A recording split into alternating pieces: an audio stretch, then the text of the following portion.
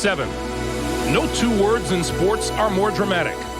For one team, the dream of an NBA championship remains alive. For the other, it's the finality of yet another season unfulfilled. Karl Malone and John Stockton have spent their storybook careers in Utah and have never been this close to the NBA Finals. Their legacy and personal achievements will forever hold a place in NBA history. Tonight, they face what could be their last shot at their ultimate ambition. Shawn Kemp and Gary Payton are the next generation and heirs apparent to the Malone-Stockton standard. Early on, it appeared youth was poised to triumph. The star tandem led Seattle to a 3-1 series edge, just one win shy of the team's first final round appearance since 1979. The momentum has since shifted to the Jazz. Stockton and Malone have brought their team back to the brink of the promised land. Seattle's past playoff horrors are again staring them in the face. But this team has exhibited superior character this year. Can that character prevail? Or will the Jazz ride their own momentum? The winner goes to Chicago.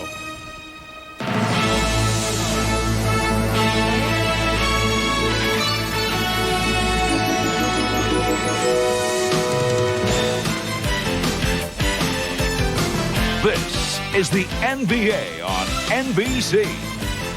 The 1996 NBA Conference Finals.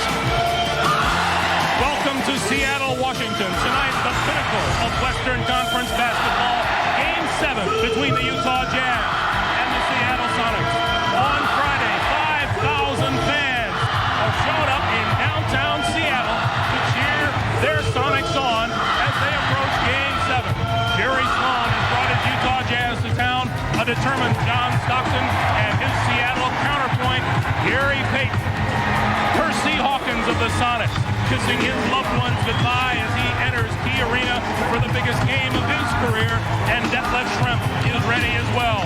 So is a packed house at Key Arena for Game 7 between the Sonics and the Jazz. Hi everyone and welcome to Seattle. I'm Greg Gumbel along with Bill Walton and Steve Jones. Let's start with the Utah Jazz first, who are breathing some very rare air these days. It's the first time in the 22-year history of the Utah Jazz has the franchise been in a Game 7 of a Western Final. They have never before played a basketball game in the month of June. All of this has the big players ready, including Karl Malone. I look forward to the big game because you don't need any pep talk. You don't need, my ideal situation is for Coach Sloan to walk in the pregame meeting and say, I don't have nothing to say, you guys know how big it is. That's what I would love. Because I've never been here before, and I try to approach it the same as always, but it's an excitement that I like because everything's on the line. And like I said, it's no excuses, and you get ready to play these kind of games, no matter where you're at. It don't matter if you was playing them out in the parking lot. Game 7 is what it's all about. For Karl Malone, known as the mailman, it's been rain, sleet, mud, snow, whatever. He's always made the delivery for the Utah Jazz. But this is a player who loves a big stage and relishes the big moment. He plans on delivering not only today, but deep into June because he needs a championship. All right, Steve. Meanwhile, the Seattle Sonics, well, they're still fighting ghosts of the past. Each of the last 2 years eliminated in the first round with 3 consecutive losses. A third straight loss to Utah today would send them home and not to the finals. They're also fighting some local battles. Take a look at the newspaper headline that greeted them after a Game 6 loss in Salt Lake City, but none of this deters head coach George Karl. Every month this year, we've won big games. Every month. November, December, January. We've gone and won games where people didn't think we have a chance of winning. And we've come back and won games at home when we were down 9 with a minute to go. We've done things with character. So, yeah, I think you're going to see a damn good basketball team play a damn good basketball game. Seattle's high wire act stumbled this week, but fortunately they have the NBA's ultimate safety net, the home court advantage. Won this year in spectacular fashion, where they were second only to the Chicago Bulls. Won because of the electrifying play of Gary Payton, who carried this team throughout. Now, the biggest of these games are decided by the brightest stars. They've got to let themselves go out and be more than just yourself. Being average won't get it done today, and animated Gary Payton for Seattle has to play the absolute best game of his life. In the end, history will be very kind, Greg, to the winning stars today. All right, Bill. Bob Costas in our NBA studios after a timeout, and then Malone, Stockton, and the Utah Jazz against Kemp, Payton, and the Seattle Sonics. Game 7. Hey, what more do you have to know?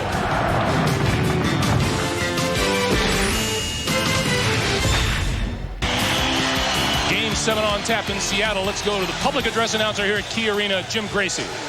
The following is a presentation of Full House Sports and Entertainment. And now, ladies and gentlemen, time for today's starting lineups. First of all, for the visiting Utah Jazz. A 6'1" guard from Gonzaga, number 12, John Stockton. A 6'4" guard from Iowa State, number 14, Jeff Hornacek. 7-foot center from Louisville, number 50, Felton Spencer. A 6'8" forward from Auburn, number 43, Chris Morris. And a 6'9" forward from Louisiana Tech, number 32, Karl Malone.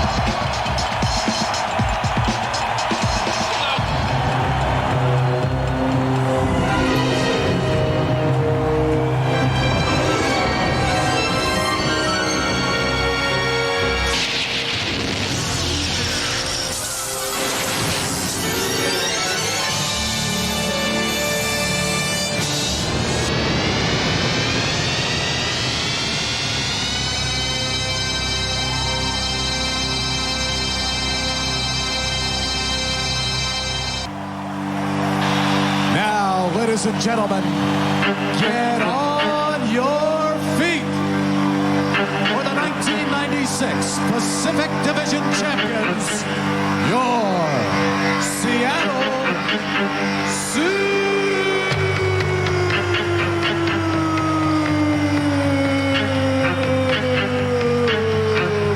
Supersonics. And today's starting lineup for your Supersonics, a 6'4" guard from Oregon State, number 20, Gary Payton. A 6'3" guard from Bradley University, number 33, Hersey Hawkins. 6'11" center from New Orleans, number 50, Urban Johnson. 6'10" forward from the University of Washington, number 11, Jeff Schroeder. And a 6'10" forward from Trinity Junior College, number 40, Sean Kemp. And the head coach of your Seattle Supersonics, George Karl.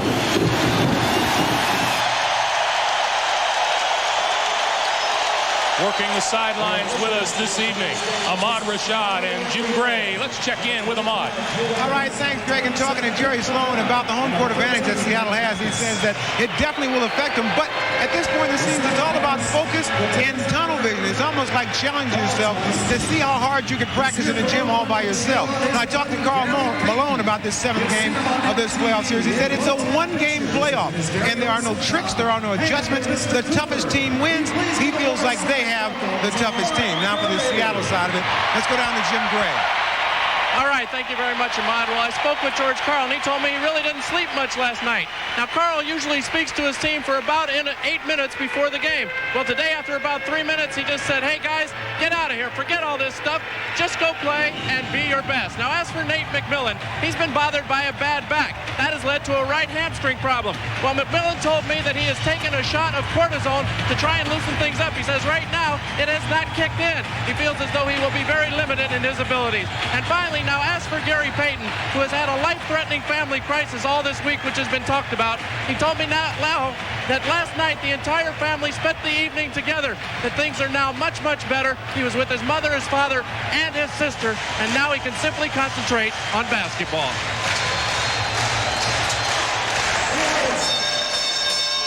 Are you ready?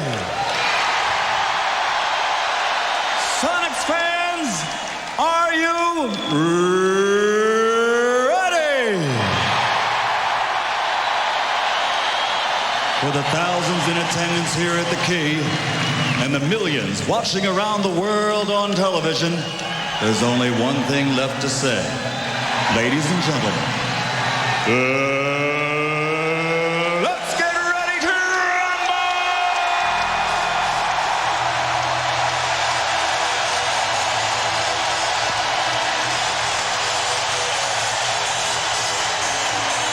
And that's how noisy it gets here in Seattle on occasion, especially for Game 7. I think the table has been suitably set. Dick Bavetta, Hugh Evans, Mike Mathis are our officials. Greg, Seattle has to get back to playing their type of basketball. Their defense has got to force turnovers as Karl Malone and Sean Kemp get ready. They got to get to the hoop. Seattle doesn't finish strongly. That's particularly Gary Payton there. And their interior game has to set up lots of three-point shooting for Seattle. Well, this game has been a day too late for everyone. All these players are ready. You talk about sweaty palms. They really want to get at each other. And I think the Utah Jazz feel that they had played yesterday. Certainly, they would be the victors. Teams have gotten off to quick starts the last two games. Tuesday night, Game 5, the Seattle Sonics jumped off to a 10-0 lead. Thursday night in Salt Lake City, it was Utah jumping to a 12-0 start. Foul called on Karl Malone for an elbowing foul. Mike Mathis right on the call. You look at the history of the home court advantage in Game 7s. Severely dominant, over 80%. Percy Hawkins, who has sworn to come out more aggressive. Sean Kemp with the turnaround. The Utah Jazz know that the Sonics want an emotional start. They want to keep the crowd in the ball game. And their job is to control the tempo of the game, control the crowd. Look for a very physical game here today. Malone shot no good. Kemp with the rebound. The quickness of Gary Payton. You know, Greg, this game has so many plots and subplots, but the one that everyone's hanging their hat on are the two stars, Payton and Kemp, Stockton and Malone, everyone pulling for the veterans. They haven't ever been there to a championship, but these young guys know you don't get many chances. Irvin Johnson with the foul at this end of the court, and we go the other way. Terrific refereeing right off the start. Two offensive fouls on screen set. The first on Karl Malone with a wild elbow, then on Irvin Johnson. Pass inside, picked off by the Sonics. Utah's got to get something at the basket. Seattle's pushing them back. Payton.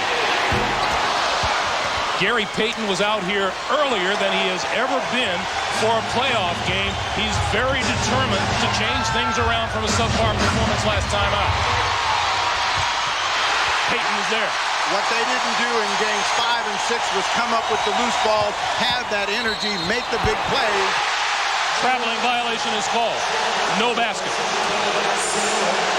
Payton said, I was dribbling. You can't travel when you're dribbling, but they take it away. Terrific officiating. No offensive fouls called on screens. They're calling steps. Each side, 2 turnovers. We still have a 2-0 game. 10-10 to play in the first. Stockton breaks free. Perfect execution in the half-court set. Utah's forte. Slicing off that post. Maybe that foul that Karl Malone took early was worth it. Now the guards coming off will be a little hesitant. Well, that foul was well intended. I mean, this is a physical team.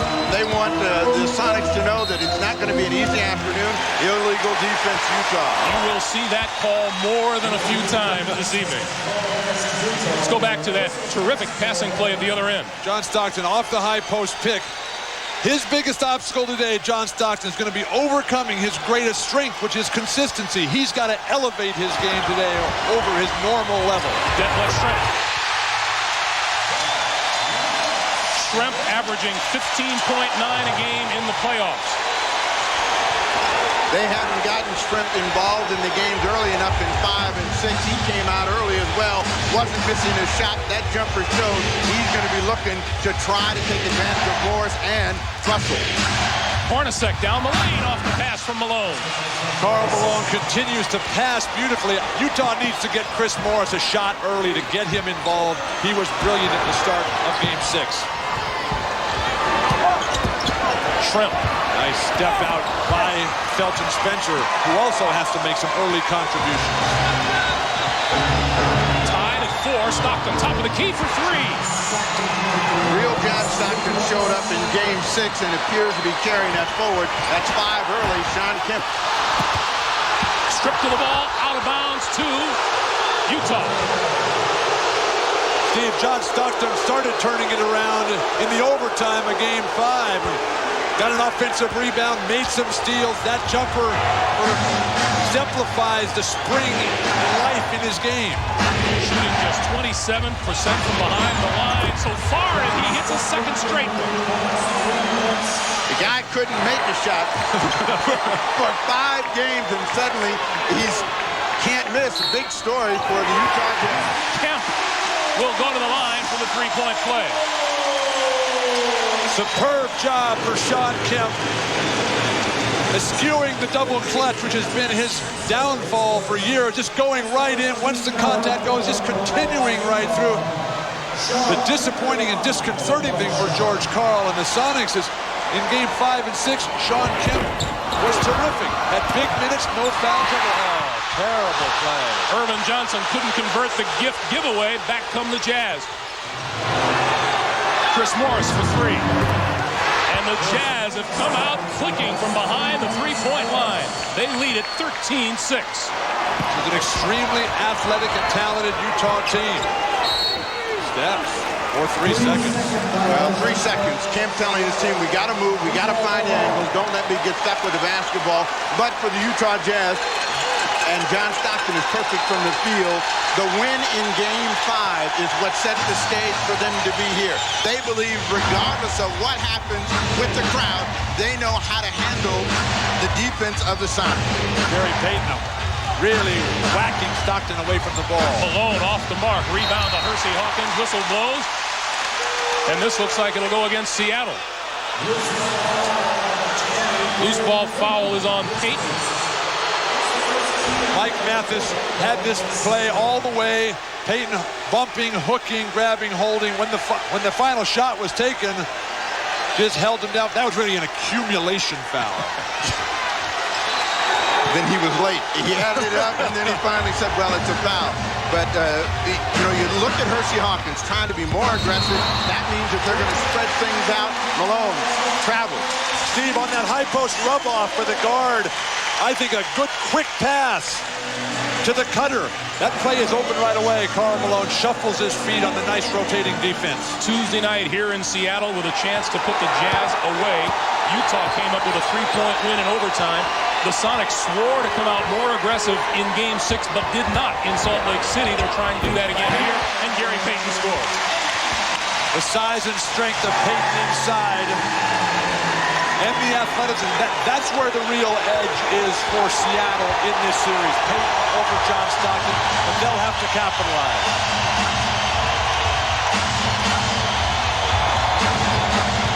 Malone with a pass to Stockton.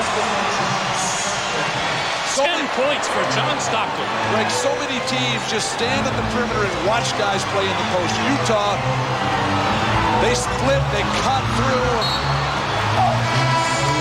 Karl Malone disagrees with the call by Mike Mathis that it's Seattle basketball, but the call stands as the Jazz try to calm their leader down. 6:48 to play in the first quarter. Timeout on the floor.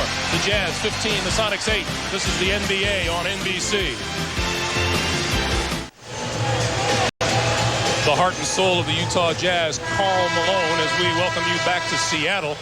This was the scene in Game 6, Thursday night in Salt Lake City. Karl's mom, Shirley Turner, sitting courtside. She's not here today because of what happened Tuesday night here. My mom and Felton, Spencer mom, and Antoine Carmon, they went out to a little place called Wendover, and they gambled the night we won here.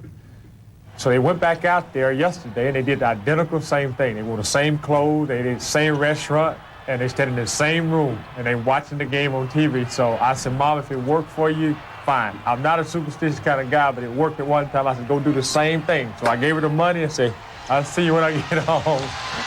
But he's not a superstitious kind of guy. I just go along with that extra edge. You know, the Seattle Supersonics play better when they're down early. They seem to play out of fear, and that gets their attention. We'll see if that happens. Hawkins for 3. Hersey Hawkins was 0 for 8 from the floor in the blowout loss Thursday night at Salt Lake City, and vowed that it would be different here tonight. But how do they get those threes? All that sets up by getting to the hoop and sucking that defense in. That's something they have not done well in this series, as their three-point shooting has slumped horribly the last 4 games. Malone will go to the line and shoot 2 off the nice pass from John Stockton. Now, if you talk about a team making an adjustment, this is where Utah has made their adjustment. They led the league in field goal percentage, and the reason for it, they get a lot of layups. In the first 4 games, they were struggling to get those. Now they're almost getting them at will. Karl Malone getting his first layup attempt this afternoon. The fans counting Karl Malone down, and it has been an issue here in Seattle. The fans feel that Karl Malone takes more than the mandatory 10 seconds to get his shot away. So Malone gets the ball now. They will start.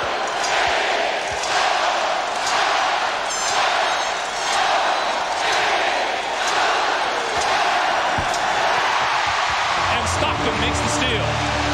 John Stockton is the sharpest player in the game today.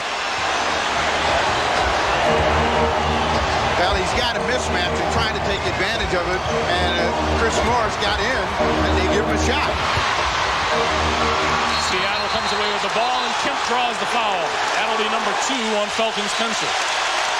Felton Spencer was terrific in Game 6. The blowout, not off to a good start today with a couple of fouls early. This is a shot that Chris Morris has get to go down. Steve, we talked in the blowout Thursday night at Salt Lake City how Utah had to come out with a spectacular open. They had to come out and play perfect basketball for the first 8 minutes. They've come close to that. Chris Morris's stick back there would have helped their cause. Well, it certainly would have, but they've gotten Chris Morris in the game. He comes out. Ryan Russell is in the game, and he has done a better job defensively against Detlef Schrempf. See if Schrempf stays aggressive at the offensive end, because Russell's a guy that's made him become tentative and hesitant about shooting the ball. Greg Foster has also come off the bench, and Kemp goes right around Foster for the basket. 6 points for Sean Kemp. 15-13. Jazz lead is 2. Last 2 games, Sean Kemp played 40 minutes a game, got 25 points and 14 rebounds a game. Hornacek pops off of the pick and gives it back to Malone, who works on Sam Perkins. Fall away from Bryn. Perkins with the rebound. Payton gonna push it. Schrempf. And whistle blows, an offensive foul. Detlef Schrempf can't believe they're going to call this on him, but that's that's Seattle basketball. George Karl has to be very pleased with this tempo here. The fast break generated by the defense. Just to push off there, very little contact. The defender easily moving backward. Here's the Brian Russell defense on Detlef Schrempf. As Stockton sits down, he's 4 for 4 from the field, replaced by Howard Isley, who throws it away. Payton back around and down the lane, and he'll shoot 2. A different Hersey Hawkins, up and alert defensively, able to get into the passing lane to make that play possible. They haven't made a lot of steals. As a matter of fact, they're down big to the Utah Jazz. They led the league the last couple of seasons, but a more aggressive Hersey Hawkins. And that's his storyline for the day. Do whatever it takes to win the game. Hersey Hawkins, in fact, saying, hey, if you have to throw a few elbows, if you've got to lay someone out on the floor, this is a Game 7. You've got to do it today. Payton hits 1 out of 2. The Jazz save the ball. That last turnover by Howard Isley, that's the first poor play that I can remember him having in this entire series. He's played magnificently in reserve behind Stockton. Now you look at the way Hawkins is really shadowing. There's another throwaway. This time Hornacek, and Kemp is fouled on his way to the basket. What is Utah doing? Utah's driving away from the basket to the sideline, to the corner, jumping in the air and throwing cross-court passes. That's the way they lost game 2 when John Stockton did it. Now they're feeding Sean Kemp, Hersey Hawkins, and a breakaway foul call. And exactly the kind of turnovers Seattle was committing Thursday night in Salt Lake City. Sean Kemp will shoot 2. If you look at Sean Kemp, who came out early, I mean, he is lathered and beaded up, and he is really excited, but playing with control, and that's made a huge difference for George Karl. Both of the free throws. Sonics by 1, 16-15. Seattle, winners of 64 games during the regular season. They have now scored the last 8 points over a 2-minute span. Hersey Hawkins' defense on Hornacek has been solid. Hornacek. Jeff Hornacek came up with 23 points in Game 6. So much for solid D. Well, no, I mean, Hornacek has been shooting the ball without hesitating. That was great defense, but great offense. He's got one of the quickest releases in the league, and he's able to get that one up and down. Nice weak side rotation by Foster. Perkins for 3. This is the kind of game that Sam Perkins will shine in. Terrific veteran, championship experience, college level, played in the finals against Chicago and Jordan in '91. Batted away by Perkins, out of bounds. You got to watch George Karl because he's trying to pick and choose when he sends a double team. That time he was up and animated, telling them to get after him because they felt they had a chance to make a steal. Almost had it. Look at the Seattle bench. They got 6 coaches standing up there. They're all doing circular motions. Players get confused looking over there. Everybody stays home. Hornacek with the ball. On the corner. And Payton got a piece of it. NBA's Defensive Player of the Year with the play. Drives, gives to Hawkins. Defense leading to offense. Seattle's main weapon. Hawkins has 5. We have 2:50 to play in the first. Sonics lead it by 4. Normally Isley gets about 4 minutes, but he's only been in the game 2, and John Stockton back at the bench. Sloan knows how big this is. He's got to settle his team down. Particularly with Stockton playing so well. Shot clock down to 5. Malone comes up shy. Kemp with the rebound. Not a shot we see Karl Malone take a lot. A Ewing runner across his body from the right box. Vincent Askew's 3 is way off the mark, and Isley has the rebound. Now comes the double team at Isley again. Brian Russell. And the lob into Malone. And Malone overshoots the basket. One of the foul called, none coming. Back come the Sonics in a hurry. And Hawkins traveled.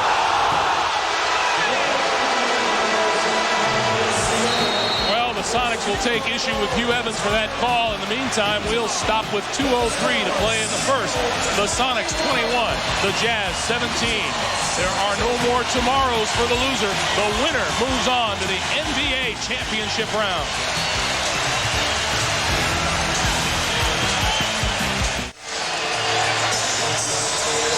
Karl Malone averaging almost 27 points a game in the postseason, 0 for 5, no points so far this afternoon. Meanwhile, at the off-guard position, the matchup between Hersey Hawkins and Jeff Hornacek is one to watch. Hornacek, we told you, 23 points in Game 6. Not off to the quick start yet today. Averaging 22, while Hersey Hawkins averages 10. And Hersey Hawkins says this. I spoke to one of my closest friends last night. Johnny Dawkins called me, and you know, he has a way of just laying into you in a gentle way.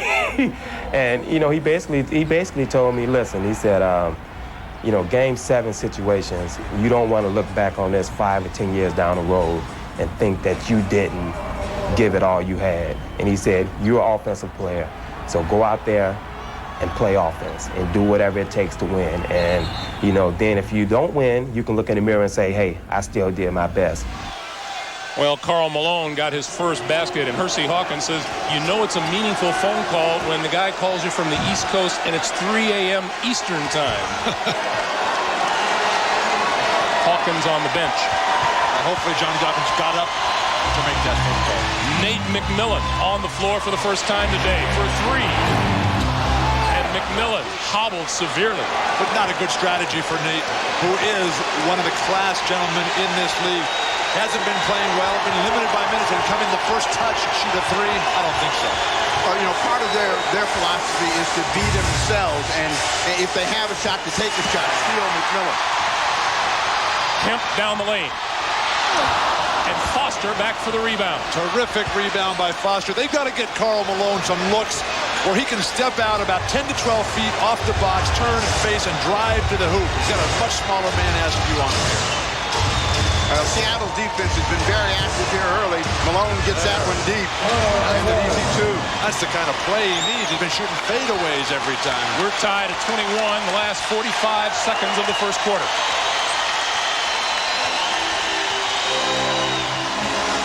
You know, Greg, Bill Walton didn't sleep last night, and when he did, he dreamed that he played in this game. I've already taken 3 shots from him in the ribs, so, you know, he's up for this, and all of the people here are as well. Another turnover. We won by 100 last night, Steve. And I was rolling up and down that floor. That, of course, is after we get through all the fire drills in our hotel. 25 seconds in the first quarter. If you're a defender, what you want to do is go at John Stockton. Do not let him initiate, because if he gets you back on his heels, he's going to go all the way, or he's going to pull up and shoot the shot after you. Stockton. That's his first miss of the game. Perkins with the rebound. 5 seconds for the quarter. Payton tried to go behind his back, and Malone called timeout with 7/10 of a second to play. Very poor timeout. This will be a 20-second timeout. Players have gotten in the habit of calling timeout in these kinds of situations. Game recognition dictates that you just let this one go. You'll need that 20-second at some other point here in the first half. Steve, you need to prepare yourself.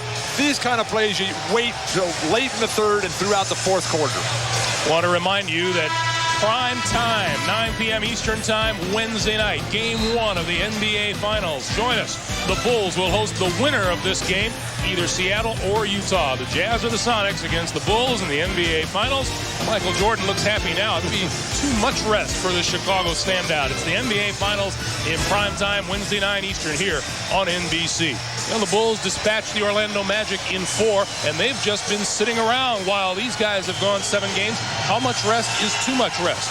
However much they're getting is going to be too much, because at this point in the season, you need those games. You need the crowd pushing you, yelling at you to be able to fight through the level of pain that you're in by this point of the season to maintain your conditioning. Utah having trouble getting it in. Russell with the hook at the buzzer and almost hit it.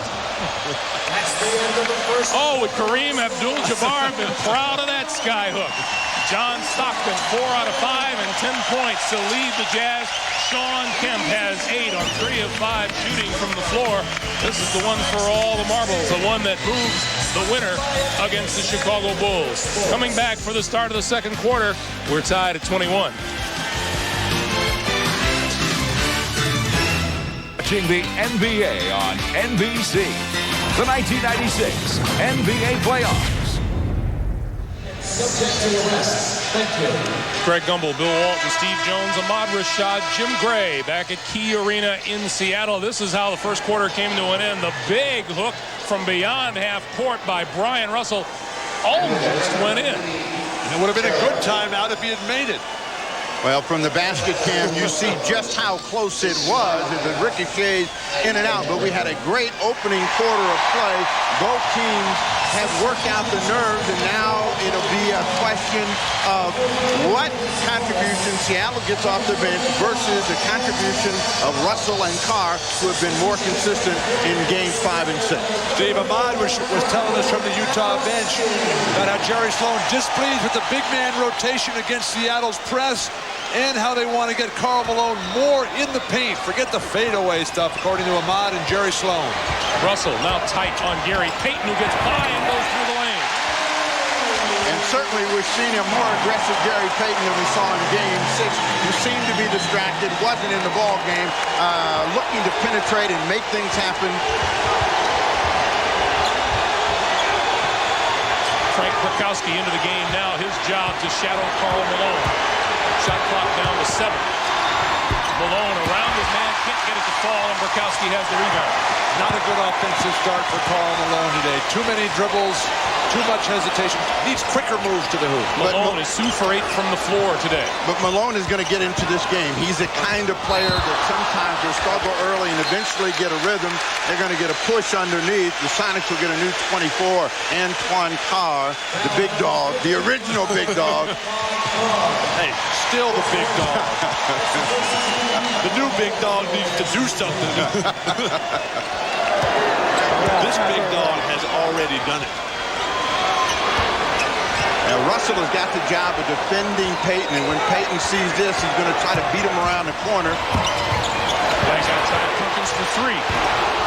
And that'll be out of bounds to Utah. Good pass by Nate McMillan. You can just see the pain on his face when he tries to move. It's so sad. Here's a guy who has given everything to this franchise, the only team he's ever played for. Taking a shot and his blow back before the game. So dangerous. A nerve problem affecting his left leg. And as we saw in Salt Lake City on Thursday night, he cannot elevate very well. But nothing's going to keep him out of this game, and certainly if they win it, nothing's keeping him out of the championship. Both of these teams know they may not get to this championship again, and they're going to leave it all out today. Carr converts off the bad pass. Morris and Brian Russell in the game at the same time, something we have not seen from Utah. You got Brian Russell playing some big guard. There's Sam Perkins stroking everything, bringing it all. Perkins moving so well. I have not been impressed, Greg, with Utah's ability to feed the post quickly. Nate McMillan gets called for a foul. Stockton looks so much quicker than he has at any time during the course of this series. Here's a slow pass that Burkowski gets out on, and the strength in the hands of Antoine Carr enables him to finish with no weak side rotation. Meanwhile, John Stockton went right over to Antoine Carr and told him, you've got to be moving on those drives. The problem that they have in handling John Stockton, tough shot for Russell, is that they are letting him initiate. And if you're a defender, you cannot allow a guard to come at you and expect that you can control him. We have timeout on the floor with 9:52 to play. The Sonics lead it by 2. This is the NBA on NBC. Next weekend, NBC Sports continues its coverage of the French Open presented by Perrier. Number 1 seed Pete Sampras looks to add a French Open trophy to his collection, the only Grand Slam title that has eluded him. Grand Slam tennis on NBC. The French Open presented by Perrier. Special daytime coverage of the men's semifinal action next Friday, 10 a.m. Eastern, 9 a.m. Pacific. The women's final next Saturday at 12 noon Eastern, 9 a.m. Pacific. And the men's final next Sunday, 9 a.m. Eastern, 6 Pacific on NBC. Sampras looked pretty good today. That basketball move he was working on. Heads out of bounds off Carr, who protests the push from Burkowski from behind. Frank Burkowski comes off of the Seattle bench playing physical basketball. They got an unusual lineup in, a small lineup, and this is what George Karl likes to do, to get a team to try to match up with him, move people in and out. Burkowski knocks down Russell. So Burkowski comes back, and that's his second personal foul. Shrimp comes back in, and Sean Kemp comes in. So Shrimp and Kemp and Perkins and Gary Payton out of the ball game. Seattle getting stellar play, Utah, solid play out of their backcourt. Stockton and Hornacek, 6 for 9 between them. Rest of the team just 4 for 15. Foster with Shrimp on it. Gets a look. Greg Foster. And we're tied at 25. Foster was their 3rd or 4th string center this year behind Spencer, Ostertag, Adam Keefe, Antoine Carr. Now he's playing terrific minutes. And Stockton going to get called up top for this one. One thing that Jerry Sloan said about Game 7, I want to find out who wants to compete on both sides of the floor. And Greg Foster has gotten better as the series has gone along. As long as he stays within that area, doesn't get too happy, he's going to make Jerry Sloan happy. Now, when he starts drifting outside and begins to think that he can shoot deep, he's going to find himself on the bench. Askew finds himself open and hit. Vincent Askew, his first basket of the evening. 27-25, Seattle, 8:40 to play first half. The size of these interchangeable players for George Karl in the backcourt. Nate McMillan and Vincent Askew can play up big over the top of guys like John Stockton. Brian Russell now playing the off guard. Got to do a better defensive job. Double team comes to Stockton. Morris to Foster. Foster jumper short. Askew with the rebound. Sonics 2-on-1 if Shemp can get a hold of it, and he cannot. Terrific retreat by Utah. They're going to double and make somebody else beat him. Brakowski, before he gets the three away, there is a foul called down low. And Kemp with some words for John Stockton. Nate McMillan with the second personal.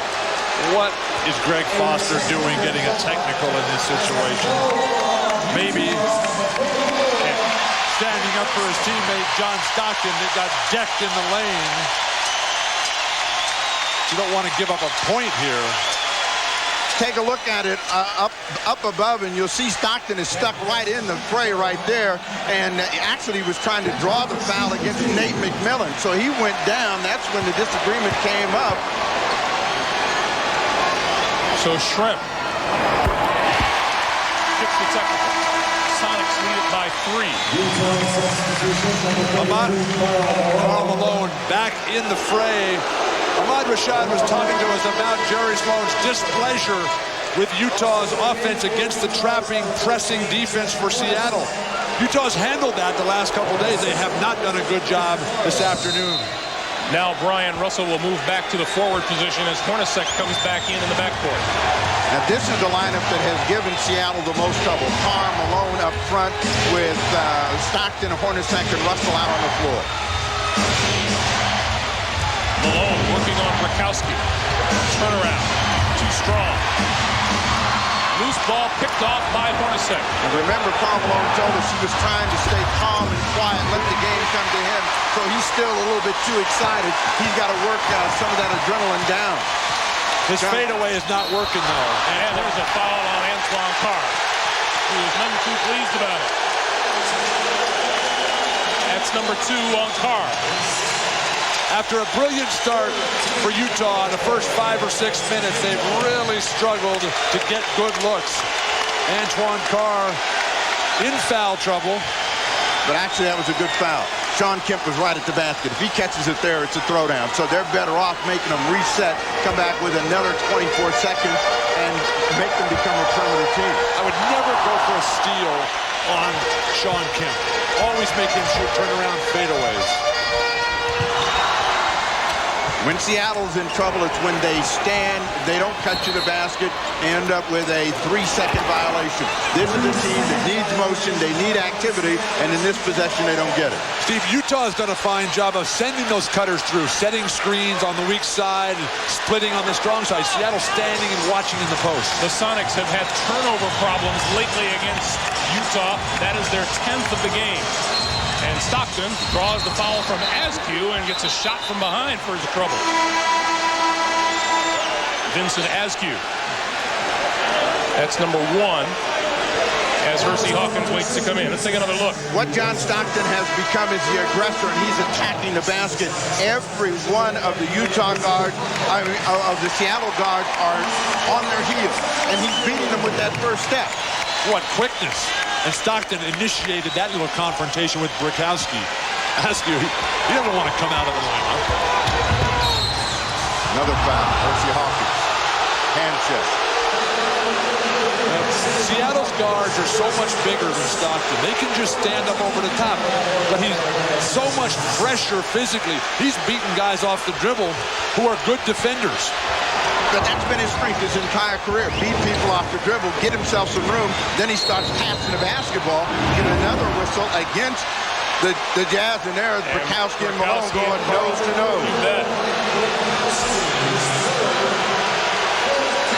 We expected this would get a little bit physical. This is number 3 on Bukowski. Well, this is intimidation. Michael Buppers was here. He should be calling this.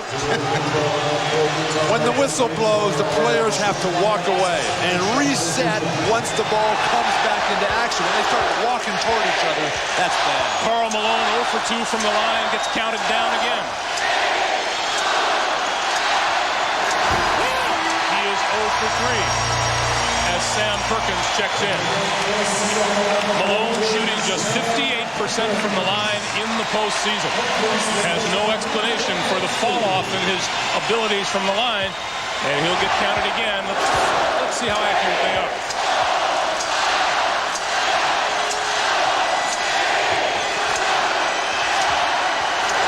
As you might expect, the fans are a little quick. Malone, 1 out of 4, 28-26 Seattle.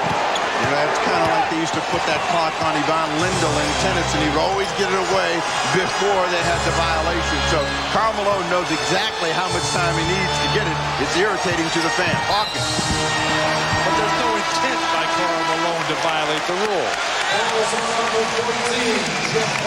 The foul is on Jeff Hornacek. Percy Hawkins will be shooting free throws when we come back. 6:46 to play in the first half.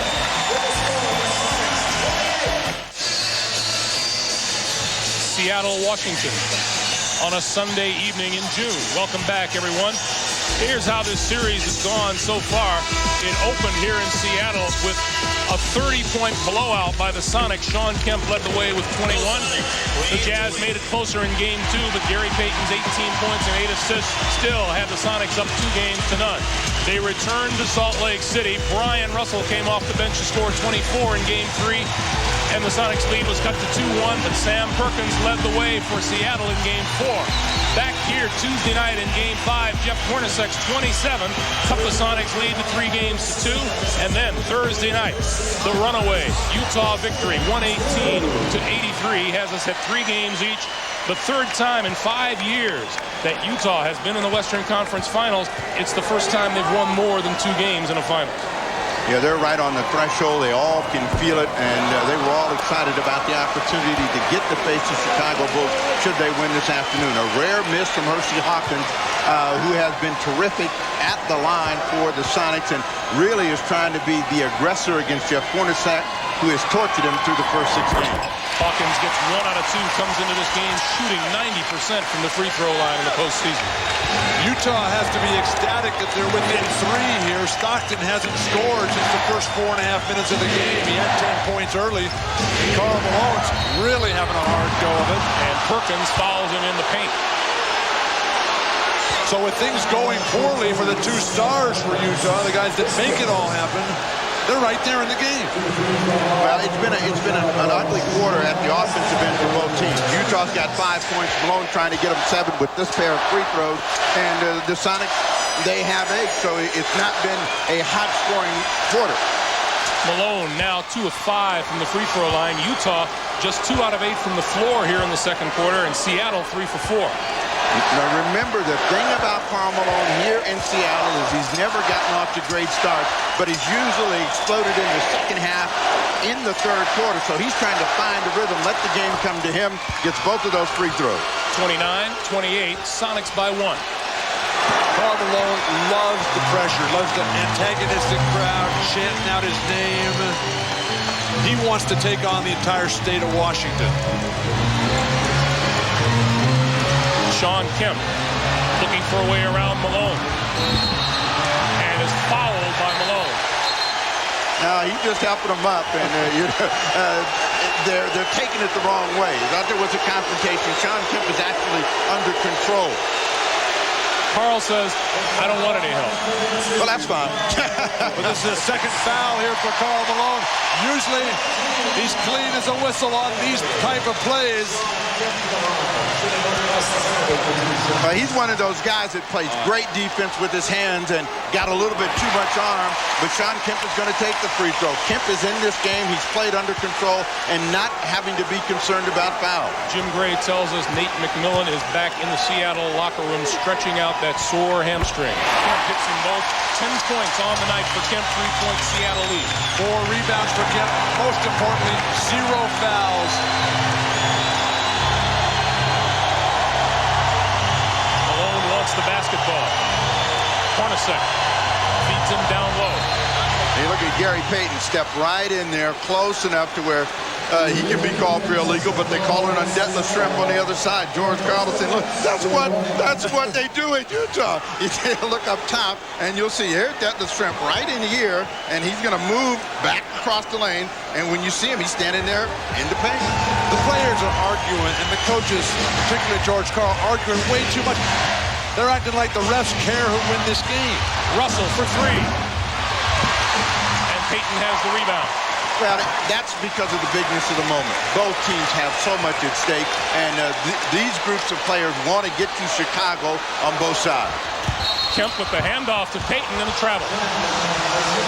When you make that handoff, and we've seen Stockton and Malone guilty of the same thing, you can't leave it in your hands. When you're going to give it to him, you got to flip it up in the air, just 6 inches out of your hand so he knows to take it. When the guard comes by, like Payton did that time, and tries to grab it out of your hands, it's always going to be traveling. 11th Sonics turnover of the night. They were trying to get Felton Spencer in a game. They wouldn't allow it, so Antoine Carr has to stay in. They got to get Ryan Russell in this game. They got to get him to make a shot. 5.5 to play in the first half. The man that they have to get started is Malone, and everything revolves around him. If he gets started, Russell gets shot. That was his best move of the afternoon. Most authority. Malone with 9. Jazz are within 1, 31-30. This is Payton now, top of the key. They would love to become as efficient at running pick and roll as Stockton and Malone. They never quite get the screen set. Kemp inside. Sean Kemp knows that there's no shot blockers up top out there. Once he gets that deep position, just up and over, lead with that elbow right into Karl Malone. Stockton gets Payton in the air and then gives it to Carr. A lot of time on the shot clock. And look at Hersey Hawkins, done a much better job. They force a turnover, can't control it. It is Utah ball with 5 seconds on the shot clock. Jerry Sloan wants a foul, doesn't get it. Here's Karl Malone working on Perkins. Almost loses his balance. Drops that drop step leg back so far. Kemp comes right back with the same move. Kemp doesn't use the hitch that all the great post players developed, the Abdul-Jabbars, the Akeem Olajuwons, the Karl Malones. 5 seconds on the clock. Spencer inside and gets the bounce. Nice inbound play. They caught the Sonics asleep. Everybody was pressuring outside, and they just threw right behind the ear for Felton Spencer's easy 2.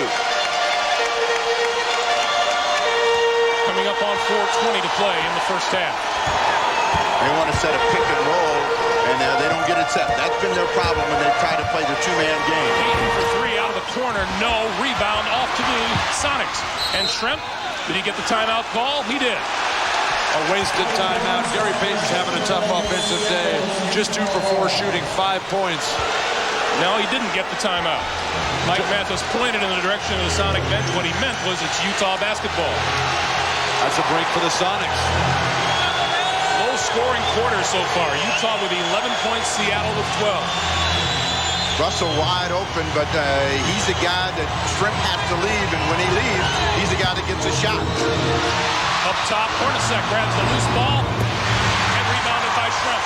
What a pass by Stockton. It was like he bounced it off of Payton's backside. Shrimp on the drive. Walking call and it counts.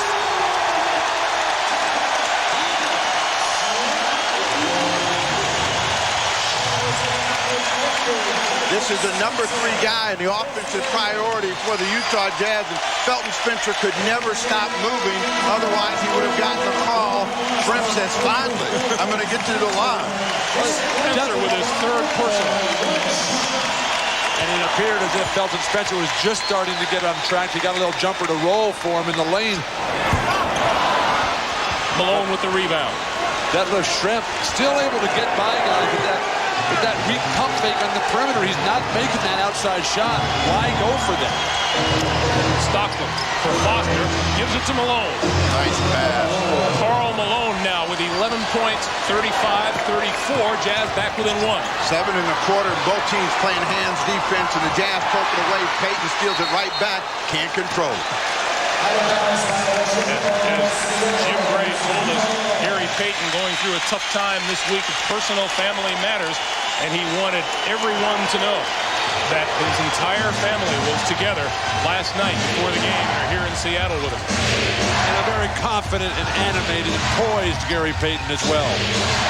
Malone goes to Foster at the top of the key, and now Hornacek going to look for Malone again down low. Well, the Jazz have been making that extra pass. This one has to come out over the top. Hawkins' reaction saying he was out of bounds. Well, rarely will you see Jeff Hornacek beat you off the dribble for his own shot. Stops the clock with 2:49 to play in the first half. 35-34 Seattle. Much 2:49 to play. I want to remind you, the NBA and NBC Sports have teamed up and created the official website for the NBA Finals at finals.com. Game previews, player bios, audio clips, video highlights, and the latest news. And during the NBC broadcast of the Finals, Batman. Fans around the globe can interact with the Cybermeister, Steve Jones, who will be online with commentary and answering fan questions during the game. Check out the official website of the NBA and NBC Sports at finals.com. Jeff Hornacek gets the first of 2. Let's go over to Jim Gray. All right, thank you very much, Greg. Well, during that last timeout, George Karl told his team, guys, you got to blow it out here this last 2 minutes and 49 seconds. I only want running and more running. Let's keep pushing it. Greg? All right, Jim, thank you. Hornacek with the second. And a rare miss for Hornacek, who comes in shooting 90% from the free throw line. Excuse me, Greg. Got misses by Hornacek, misses by Hawkins. Seattle has 0 fast break points in this game. The running has been without achievement. Well, they're a team that thrives on tempo. What they want is an open court game. They don't have to bump and grind. They get a foul against John Stockton, who looks bewildered at the call. John Stockton gets hit with his second personal. Looked like Stockton had terrific position on a guy who gives up so much size and so much strength and athletic ability to Gary Payton. I like the way John Stockton always works the official. After every call, he has a little look and he has a little something to say, and then he just goes about business. So he's working for the next call against Gary Payton the next time down. Gary Payton missed them both, and Kemp is there for the rebound. And it's stripped, picks it up again, and scores. That is terrible for Utah. You get their best player, Seattle, misses 2 free throws, and then you give up an offensive rebound for a layup. Should have been a foul called on Karl Malone as well. Well, the ball took that little extra bounce on the rim, but nobody blocked out, and it's a 2-point Sonics lead, 37-35. Malone for Foster. Nice footwork. And Foster converts the basket. 4 points for Greg Foster. We're tied at 37 and 1:55 to play. Now, that's the big man they want to dive into the hoop. Hersey Hawkins, who is willing to let it go, misses at 3. Ryan Russell did a good job of slowing down Payton on the break, helping out Stockton that time. Stockton 4 out of 5 from the floor. The rest of the Jazz team shooting just 36%. Malone gets it back. Stockton, now shot clock down to 7. Has to do something in a hurry. He spins. Malone gets it away and hits. Good job by Stockton and Malone, and the Jazz lead it by 2. Now remember that bad start that Karl Malone had. Well, he's picking up steam. He's got 9 in the quarter, 13 in the ball game, and they have been able to control the tempo of the game and the offensive flow at their end. Hawkins takes the bump, feeds Kemp. Sean Kemp has 16. We are tied at 39 with a minute to play in the first half. Now, when Sean Kemp comes out and just plays basic basketball, it's out for the opponent. He's got 16 here in the first half. Good defense without the ball by Hawkins. Shot clock down to 6.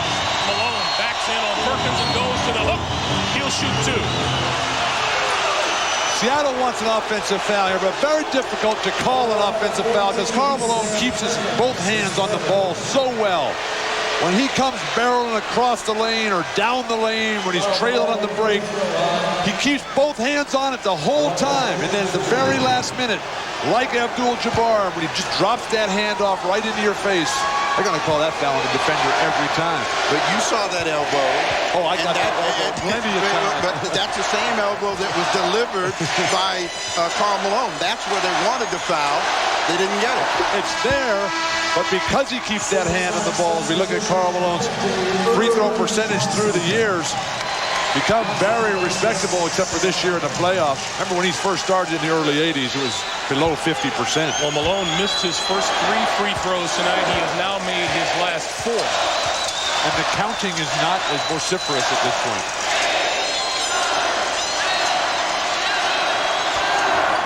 And he missed that one. Jazz by 1, 40 seconds to play in the first half. Seattle can go 2 for 1 if they play quick. Payton on the move, back outside. Kemp. Payton out of the corner for 3.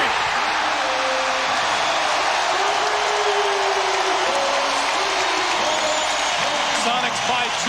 All set up by the penetration, the inability to keep Payton under control out in front. 5-second shot clock differential. Stockton trying to make it happen. They're going to get a foul against Payton. Easy play to call. That's number 2 on Payton. Let's go back and look at it. As Sean Kemp makes this play, draws the defense, and in the corner, that is Payton's favorite spot on either side. There's reaction routine. That's the difference in this Sonic team, though, Steve, which we've seen for so many years. When they would make routine plays, guys like Sean Kemp and Gary Payton, the leaders, would just go wild as if this was something really special. But now there's so much maturity, so much more poise and confidence. Adam Keefe going to come off the Utah bench for Karl Malone. Vincent Askew is into the lineup for Seattle. We have 13.1 to play in the first half as Stockton goes for the tie. And Stockton scores for the first time since early in the first quarter with that free throw. So they've done a pretty good job of shutting down the penetration of John Stockton. He gets 1 of 2. He's not shooting free throws worth a darn either. Karl Malone out to prevent picking up his 3rd foul. He's just got 2 right now. Payton down the lane. Got it. A lot of time. Get it to Stockton. And Hornacek can't get it off in time.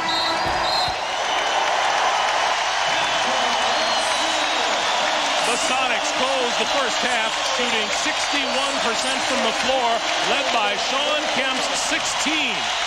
In the previous 6 games of this series, the team leading at halftime has been the winner. Tonight, that's Seattle. Back with the Prudential Halftime Report right after this. Back in Seattle, 44-41 Sonics as we get ready to start the 3rd. Leading scorers in this game so far. Take a look for the Utah Jazz. Karl Malone with 14, John Stockton with 11 for the Sonics. Sean Kemp with 16, Gary Payton with 10. Let's check in with Ahmad Rashad. Ahmad. All right, Greg, Jerry Sloan telling his team at halftime that Seattle's shooting 60% and they're only down 3. The thing that concerned him is they were 6 for 20 from the outside. He said they want to execute their offense better and really get into the offense. Too much standing around on the perimeter.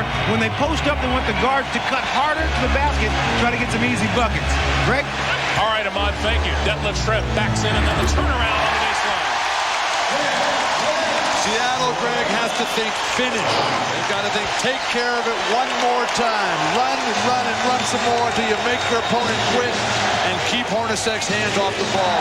Hornacek, he needs to take 20 shots in this game. He's only got 6 attempts in the first half. Malone's miss. Schrempf has the Sonics running. Irvin Johnson. No. A terrible shot. I may not get another shot, and that was wide open for Irvin Johnson. What they've got to do is get him going to the basket. The Jazz rebounded and turn it over, but Utah is not a team that likes to run on the road, and that's one of the reasons that George Karl is trying to force the tempo to get them to do something they're not accustomed to doing. John Stockton, in the first 4.5 minutes of the game, scored 10 points in the last 19.5. As Detlef Schrempf hits a 3, Stockton has managed just 1 point. And Jerry Sloan counters quickly with Brian Russell. Too tentative by Chris Morris. 49-41. Stockton converts on the pass from Hornacek. That play has been there. The passer has got to zip it in, and Hornacek keep his eye on Stockton and vice versa. Seattle's defense way too soft on that play. Kemp spins, feeds, comes out to the top. Oh, Payton left open. He never leaves the ball. 10 for Gary Payton. Make it 12 for Payton. Timeout, Utah.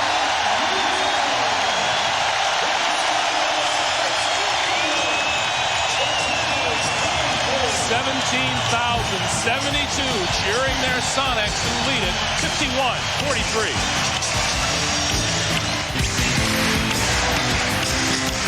Well, once the Jazz and the Sonics determine who will meet Chicago in the NBA Finals, NBC has 3 hot must-see TV comedies tonight. Mad About You, News Radio, Third Rock from the Sun, the NBA Western Conference Finals, and must-see TV. What a night, NBC tonight. Greg, for Utah right now, their consistency that has been their trademark of Stockton and Malone for years, that's not good enough. They have got to play better than they've ever played. They got to raise their game. This is an 8-point game. Jerry Sloan knows that they're at a real critical point in the ball game. They don't want the Sonics to get to double digits. That's why I call a timeout. Hornacek forcing the shot, but getting the whistle. Hersey Hawkins commits his second. The Sonics shot 50% from the floor in the first quarter. Since then, they are 12 for 16. So they've stepped up their offensive game. And the aggressive edge that we detected in Hersey Hawkins yesterday carrying over throughout this game.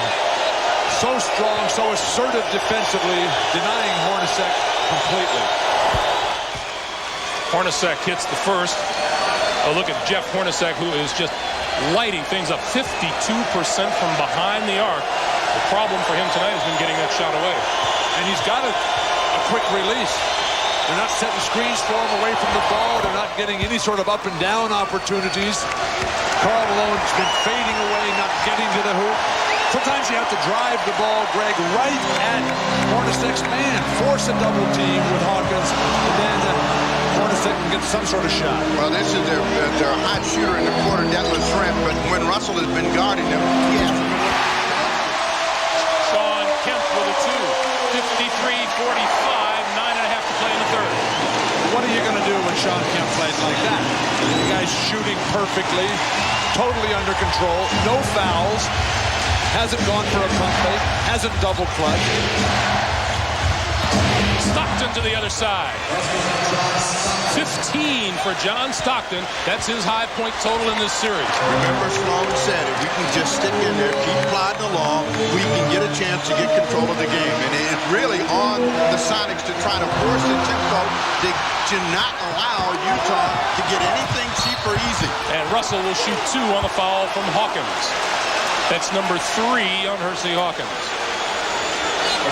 Scowling Hersey Hawkins, not happy at all, but they look like they have gotten control of the ball. They lost it again, and then Russell, bringing it hard to the basket, will go to the line. Now, Russell has been quieted. They have not seen him be the energizer for Sloan so far, but that's why he's in the game, too, because he brings a different kind of energy to the floor. Wasn't that traveling on that fast break attempt by Russell? No, he was dribbling. You got to know dribbling. You don't know how to dribble.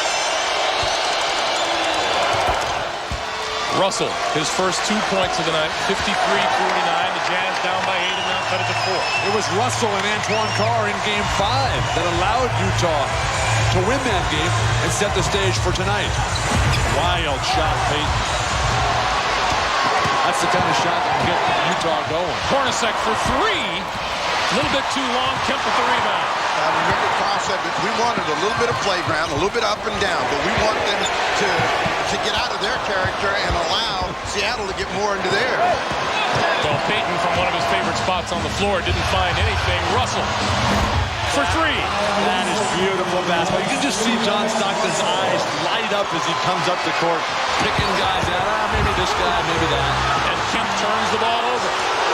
53-52. Jazz looking for the lead here. That one fly, Russell, you just hit one. He gets the pass from Malone and draws the foul from Stremp.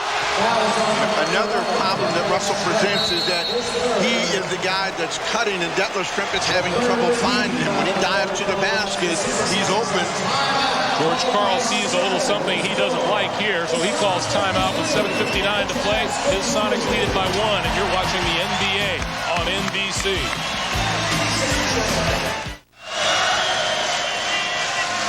The latest edition of the NBA Finals begins Wednesday night as the Bulls welcome in the winner of this game, Hersey Hawkins. We were speculating earlier tonight about what the Bulls are thinking. Are they resting too much? We asked Hersey. If you're Chicago, I think you're thinking, thanks, Utah. Thanks, Seattle, for playing 7 games. Of course, giving them the rest to heal all their little aches. And watching us every night, I'm quite sure they've scouted us very, very closely now, and they probably know every little nook and cranny of what each team does. So, they'll be sitting in a pretty good position when whichever team comes in that Wednesday. But the winner of this game will come in game sharp and on edge already. Now, Chicago has not lost a single game at home in the playoffs, but their roster was built to beat Orlando. So all those big guys they got on that team to bang with Shaq, they'll be immaterial in this series. These teams out here, much more based on skill and interchangeable players. Ryan Russell hits 2 free throws. The Jazz are up 1. 7 1/4 for him, but this also has awakened both of these teams. This series has done for them what the New York series did for the Chicago Bulls. They are going to be ready to play in the finals. Gary Payton.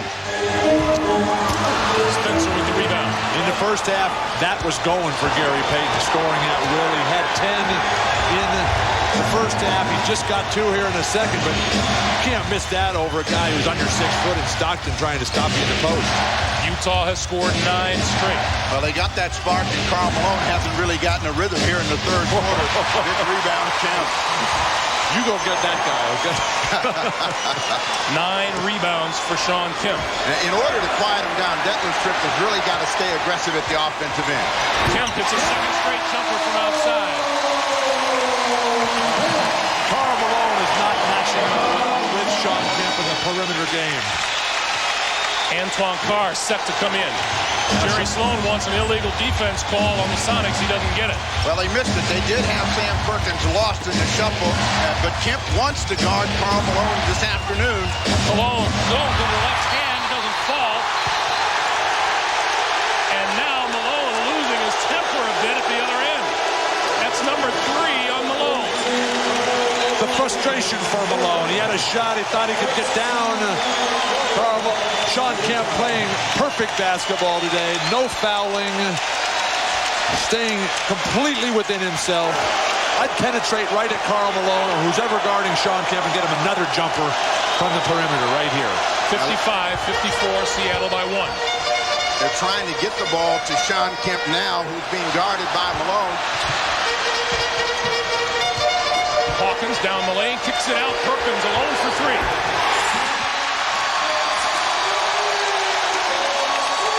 Sonics by 4, 58-54.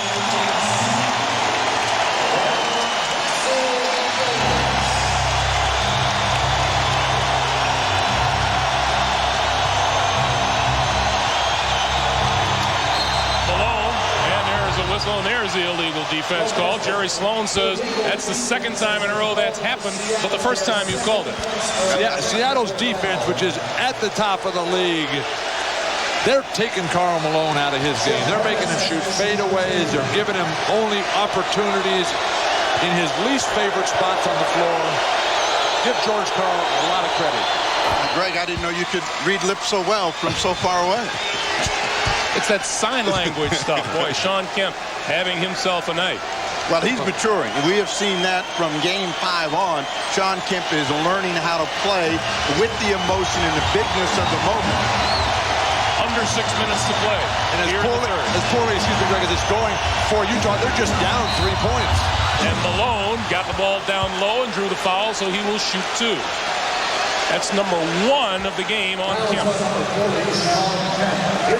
But Kemp has stayed out of foul trouble, and even now, in working the official, is doing it in a way to where he might get a call the next time down. Kemp 4 for 8 from the free throw line, gets counted down again.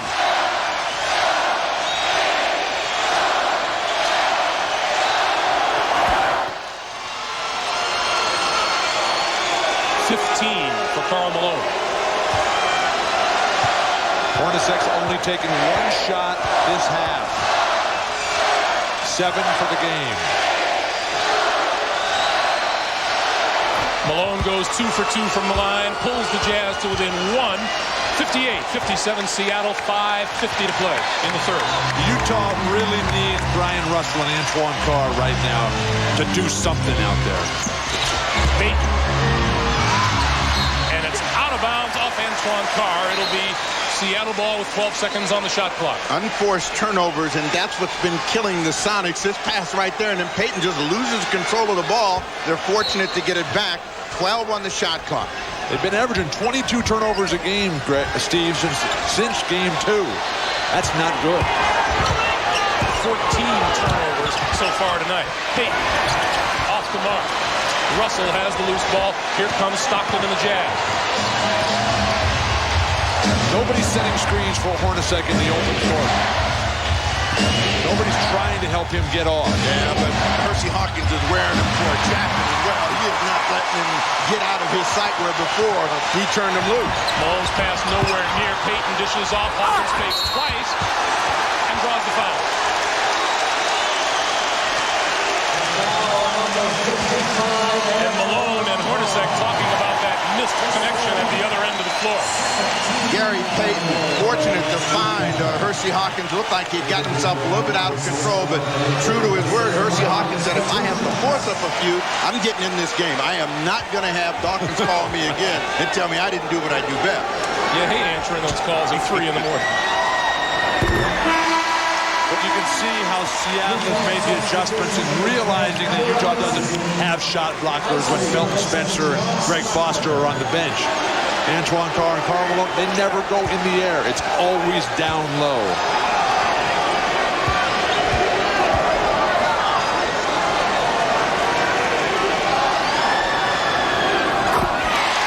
Hawkins hits them both. The Sonics by 3, 60-57. Coming up on 5 minutes to play here in the third quarter. Isley has to make positive contributions here. Stockton with a seat on the bench.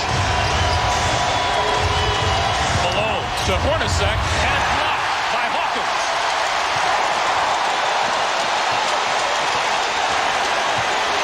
Hawkins left behind, came back for the block on defense. Karl Malone is giving the ball to cutters who can't do anything with it. He's got to be more selective. Perkins turnaround.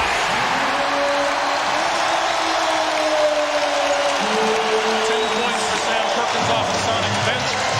62-57 Seattle. If you're going to change the tempo of the game and you're a Sonic fan, you got to look for them to do it right now against Howard Isley. Seattle crowd comes to its feet.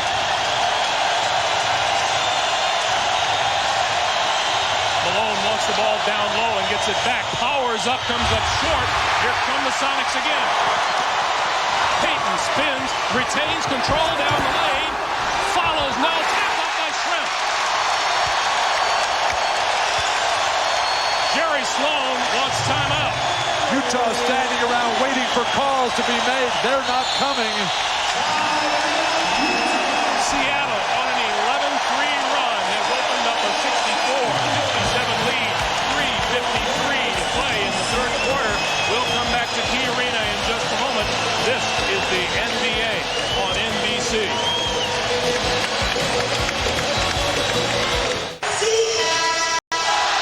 Back at a noisy Key Arena.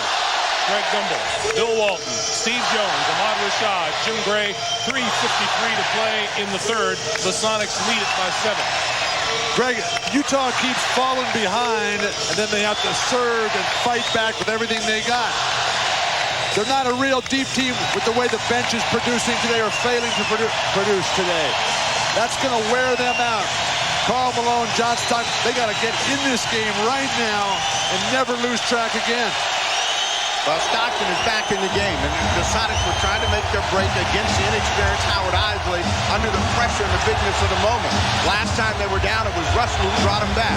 Carr's turnaround isn't there. Kemp has the rebound, and he's out of bounds. He was looking for the foul call from Hugh Evans, didn't get it, and just walked out of bounds. Again, it's the lack of championship experience. Hornacek comes up limping. Remember, he hurt that knee in Game 5. And I'm not sure what Sean Kemp is looking for here. Clearly no foul. He actually grabbed the ball. He was out of bounds, and the ball was inbound. So there was a violation. He thought he was going to get a fall when he and Russell collided. Sonics shooting red hot.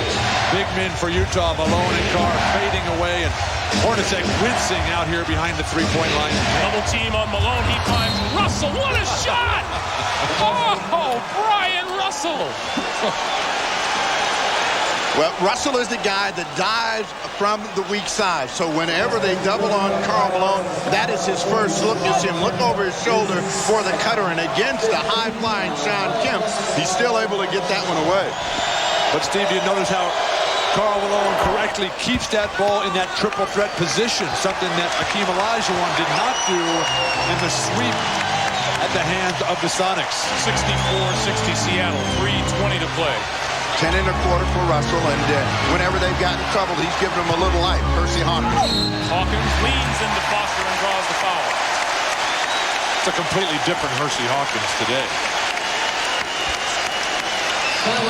Hawkins looking for a shot and does it by getting the pump fake and Foster off his feet, but you can't score if you don't look to really be aggressive, and that's what Hawkins is trying to do. He's been averaging around 12 when he's had good games, but he cannot afford to have a game like he had in Game 6 where he gets shut out from the field. Hawkins now 4 out of 5 from the free throw line.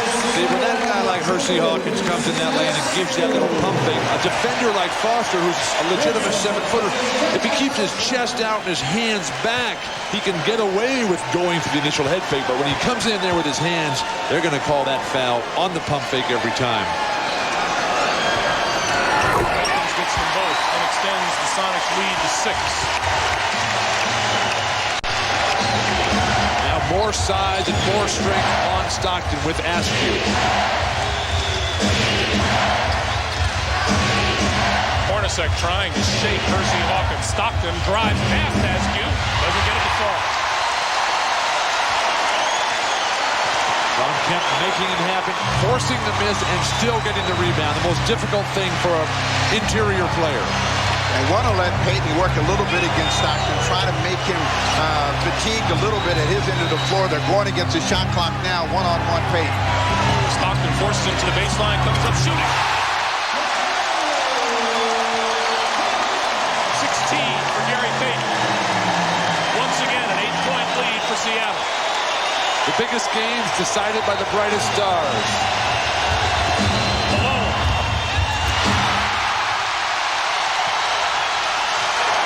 Payton in a hurry. Perkins. Down low and back outside. Hersey Hawkins for 3.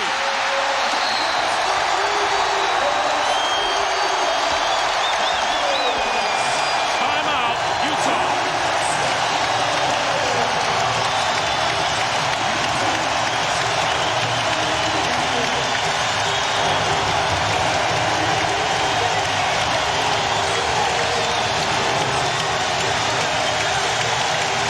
Building an 11-point lead, the Sonics have outscored Utah 13-3. Gary Payton against the shot clock nails one out of the corner off the baseline, and then Hersey Hawkins, who vowed to do better, has done that. He hits the 3, 71-60. Sonics lead the Jazz, 2:02 to play here in the third quarter. The man from Bradley University is a happy warrior right now.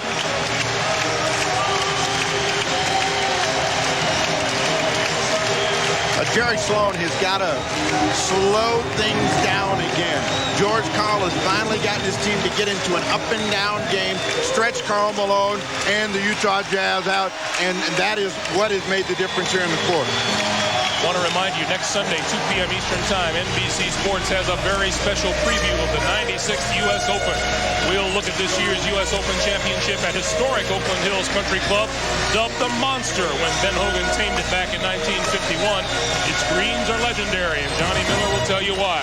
And visits with defending champion Corey Pavin, Phil Mickelson, and Jack Nicklaus, who tees it up for the national championship for the 40th and perhaps last time. That's all next Sunday at 2 p.m. Eastern Time here on NBC. Let's check in with Jim Gray. Jim. All right, thank you, Greg. Well, during this timeout, Detlef Schrempf, before George Karl and his staff came over, went over to Sean Kemp and to Gary Payton, and he said, guys, we're just this close. We're so close to blowing this game out. Let's remain focused. And then he tapped the side of his temple and he said, guys, you two have got to think. You two represent all of us out there. You two must think these remaining 14 minutes. Greg? All right, Jim. It's starting to be Seattle Sonic basketball right now. Game 7 playoff facts. Big leads late, very difficult to overcome. Russell collided and took a shot in the head, but they've got to get Karl Malone in the game at the offensive end. Hornacek. And now Stockton. Shot clock is down to 5. Russell puts it up for 3. Brian Russell having trouble with his eyes. He's saying he can't see. He shot pretty well for that. Don't open your eyes. That's the best thing. Just keep shooting blind. He's still squinting. David Benoit will come in first opportunity. Right. Double team. And tied up by Malone. Jump ball. And that will get Benoit into the game for Brian Russell. Here's Russell shooting 3, and for a guy you can't see, that's a heck of a shot. Well, that tells you what kind of a quarter he's having. He's got 13. He's squinting. But he's saying, I can't see. And you know what you say? Then why did you shoot? You made it. I put him back in there. Either that or what's the problem? Tap goes to the Jazz. The difference right now has been Gary Payton has outshined John Stockton. He's been able to take him inside, create three-point opportunities for his teammates outside, and right away, Stockton right back in his face. Just blew by Payton. 17 for Stockton, 71-65, 55 seconds to play in the quarter. What the Sonics can't do is get happy because the Utah Jazz are resilient. They know how to play from the rear, and they want to get control of the tempo again. Nate McMillan hit it. First 2 points of the game for the Sonics captain. 73-65. And you see McMillan limping badly out there. Hornacek. And Hornacek answers right back. Finally, Utah starting to find some sort of a rhythm. 5 in the quarter, but this is only a 6-point game. They've only built 3 points on their lead. So even though it seems like the Sonics are ready to run off and hide, Utah is not willing to let go. Perkins for 3. And Benoit with the rebound. But what an effort by Sean Kemp on the offensive glass. That'll pay off eventually. Stockton. Benoit tap, no good. Loose ball. Picked off by the Sonics, and that'll do it for the quarter. Hersey Hawkins vows to make a difference. So far, he has 7 points here in the third. 10 on the night. The Sonics lead the Jazz after 12 minutes to play for the Western Conference Championship. We'll be back to Key Arena in Seattle after these messages and a word from your local station. You're watching the NBA on NBC. Back for the start of the fourth quarter here in Seattle, and our guest cameraman here at the start of the fourth, a familiar face to anybody who's watched any television at all. Richard Dean Anderson. Rick's in town to film an NBC miniseries that'll air in November. I got that right, Pandora's Clock, right, Rick? Yeah, you know, I've been up here for the last month or so shooting this thing called Pandora's Clock for NBC, but on the weekends I like to pick up a little extra change doing this. And we're glad to help. Thanks, Rick. How am I doing? Let's go over to Ahmad. All right, thanks, Greg. Brian Russell left the game moments ago complaining of not being able to see. I just found out that he had bumped heads with Gary Payton, and what he's suffering now is double vision. He's in the locker room. They've applied some eye drops, and I'll keep you posted as to his condition. Greg? All right, thanks, Ahmad. Utah turns the ball over. Seattle with the ball and a 73-67 lead. Terrific recovery and poke away by Vincent Askew.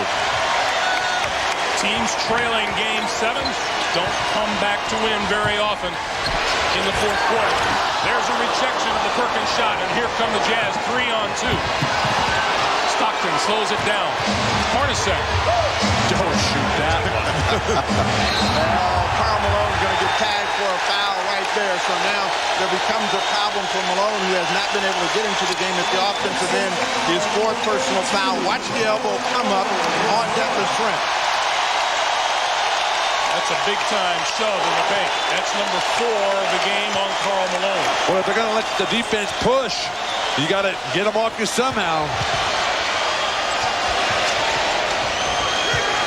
Payton spins on Stockton. This is what we anticipated through the entire series. Payton and Stockton going back and forth with each other. It took Stockton a little while to get himself going, but he is into this game, misses that shot. Payton comes back, and Stockton with the steal from behind.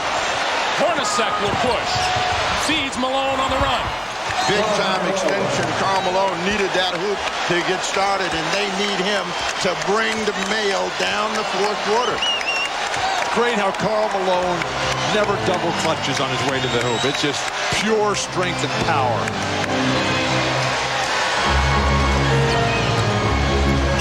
Perkins with the shot clock running down now to 5. Detlef Schrempf needs to get it away. Forces it over Malone. And well for Schrempf. The role players for Seattle, which did not get the job done in the last couple of games, have played solid ball today. Schrempf, Hawkins. For Utah, on the other hand, Antoine Carr hasn't played today. Benoit loses the handle and turns it over. Ryan Russell's been in the locker room. He's back out on the bench right now. And Jerry Sloan has some decisions to make as the crowd goes wild for their Sonics. 9:46 to play in regulation.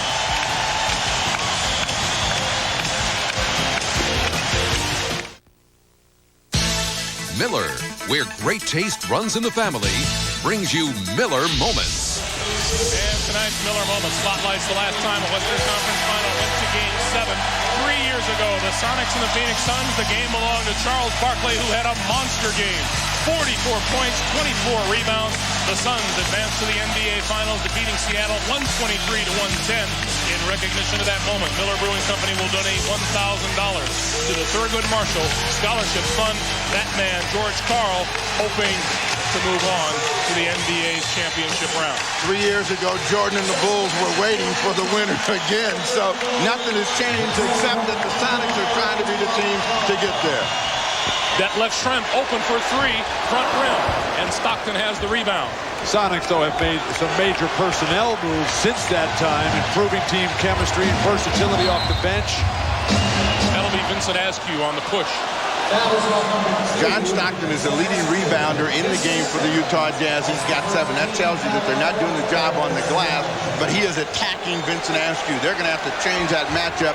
With only an 8-point lead, he's able to break down the defense. That means somebody else is going to get involved. Brian Russell back on the floor for the Jazz. Stockton finds Russell, and Russell puts it up. Tough shot, waited so long. Karl Malone's only got 4 rebounds in this game. Benoit came over to tap it back. So Carr, Russell, Benoit, Malone, and Stockton. Up top, Benoit for 3. And David Benoit curls it home. Benoit has been waiting for Jerry Sloan to call his name at a meaningful time. He used to start. He wants to prove that he hasn't gone AWOL. Well, he hurt his knee before Game 4 in the Portland series and been struggling to get any playing time since. Swing it around to McMillan, who puts up a 3. That's when the Jazz can get back in the game, when the Sonics stand around and shoot the ball from the perimeter. If they're going to go outside with no movement, Utah's going to control the glass when they back out. Sean Kemp will be back on the floor at the next whistle. Shot clock is down to 7. The lob from Malone had it blocked and fouled. wants to shoot. Gary Payton says on the floor. Foul is on Detlef Schrempf, and that's 4 on Schrempf. This is a defensive strategy that Seattle utilized in Game 5 that Utah has not capitalized on today. When they run the pick and roll, Seattle loves to switch that. That forces Gary Payton to guard Karl Malone. First time they've created that opportunity. We haven't seen left side pick and roll today for Utah. And Malone will not shoot. Utah inbounds the ball. Stockton. A long arm to Sam Perkins. 5-point lead for the Sonics. The Sonics are best offensively when they go without thinking. If they stop and think, they don't do that. Payton reacts and scores. 20 points tonight for Gary Payton.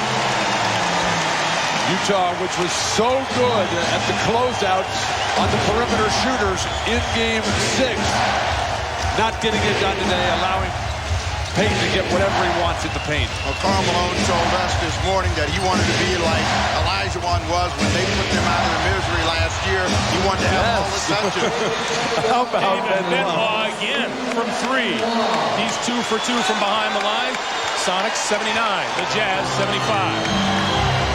That's what the Jazz needed, another shot in the arm, and Benoit's provided it. 2 3-point field goals. And coming over to commit the foul is Brian Russell as Stockton went for the steal. But look what Seattle is doing and continuing to take advantage of Payton in the post over Stockton. So much size, strength, quickness. The entire community here, Bill, was nervous about the Sonics, thinking that they would see a replay of the Denver Nuggets, a replay of the LA Lakers, but this team has been different and played true to their character so far. They have been aggressive, and they've been able to hold the lead, but give Utah credit, they are really fighting. But it's the poise and maturity that we're seeing in Gary Payton and Sean Kemp that has been the difference from the last couple years, as well as the more relaxed attitude of George Karl. Oh, John. Another step. Stockton looking for the foul call. Didn't get it. 80-77. Sonics by 3. 6:45 to play here in the fourth quarter. Kemp.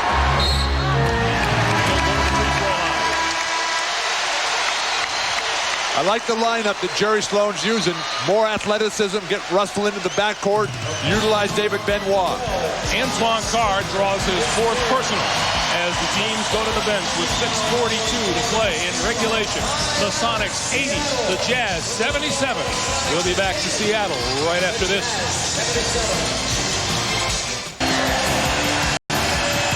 Welcome back, everyone. In 1993, the Seattle Sonics reached the conference finals, but were beaten in 7 games by Charles Barkley and the Phoenix Suns. Then, in 94, they had the best record in the NBA, but lost in the first round. The Nuggets won the last 3 games to beat them in 5. And in last season's first round, they won the first game, then dropped 3 in a row to lose to the Lakers in 4, leaving George Karl and company with 3 devastating defeats in 3 consecutive years. Those are the kinds of demons the Sonics are looking to exorcise here tonight. 6:42 to play in regulation. 80-77. In those last 2 years, Greg, in the Denver series, Robert Pack outplayed Gary Payton down the stretch. Last year, it was Nick Van Exel over Gary Payton down the stretch. So far, Gary Payton has had the upper hand over John Stockton. John Kemp, who's been solid along with Payton throughout this ball game. It has been a huge game for both of them, and he's delivering from the line. Let's check in with Jim Day. All right, thanks, Greg. Jerry Sloan just telling his team that it's our time right now. They want to look to try to run, but no haphazard shots. Also, Jeff Hornacek will sit on the bench for about another minute or so, and then he'll be back in the game. Greg? All right, Ahmad, thank you. They got to get the ball to Malone. He had Payton guarding him. That means somebody's going to be open. Carr throws it out of bounds. Very poor spacing by Utah that time. They had Benoit and Carr in the same position. Antoine Carr, who's been spectacular for Utah pretty much throughout this series, is not having one of his better days. 5-point lead for the Sonics as we approach 6 minutes to play. Schrempf to Hawkins. Back outside. 3 seconds. And now Hawkins for 3. Benoit with the ball. Benoit is a man possessed, and in a short period of time, he has given the Jazz the lift that they're needed. And they're not taking care of the ball and trying to get the ball inside to either Carr or Karl Malone. The bench just not getting it done. Russell, Carr, Benoit, Kemp tried to muscle it up. Perkins saves to Schrempf. Shot clock at 3. Schrempf long range jumper in it.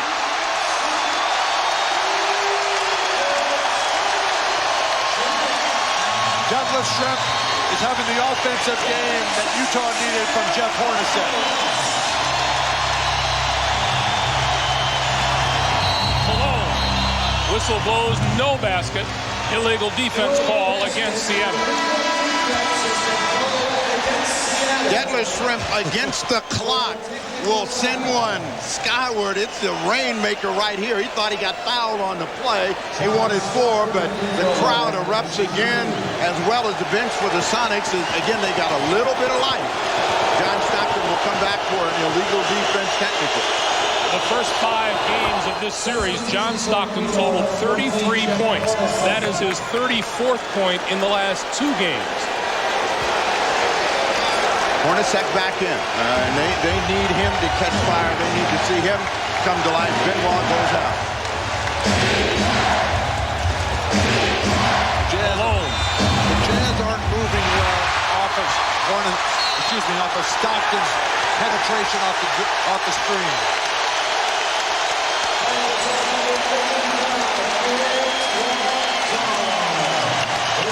That's about as loud as it got in the Delta Center on Thursday night back in Salt Lake City, and that's even louder.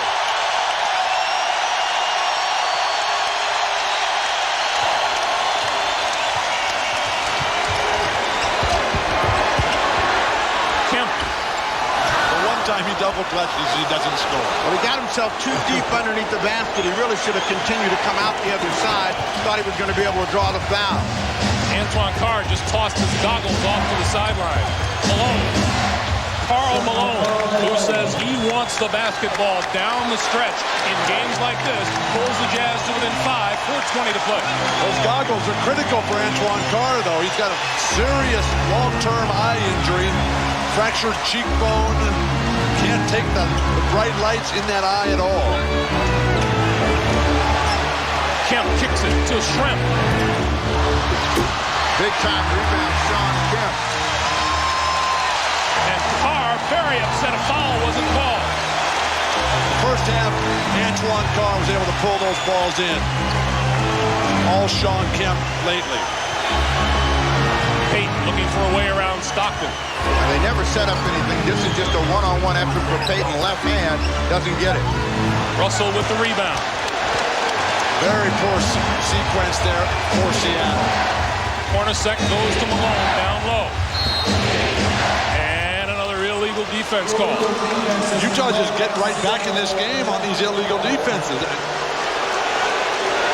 You see Carr without the goggles, but it has been war inside between Carr and Kemp. They're trying to keep him away from the position.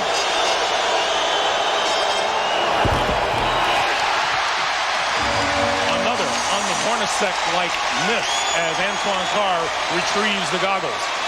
We talked at the half that Hornacek needed a lot more shots. I thought he needed 20 for the game. He's only taken 9 field goal attempts.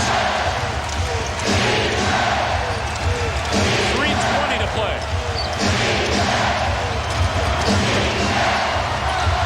Malone over Perkins. Terrific defense by Sam Perkins. And they're looking for a call, and it's going to be Seattle basketball. Hornacek thought that Sam Perkins touched it last, and Hugh Evans couldn't see, so the Sonics get a good bounce.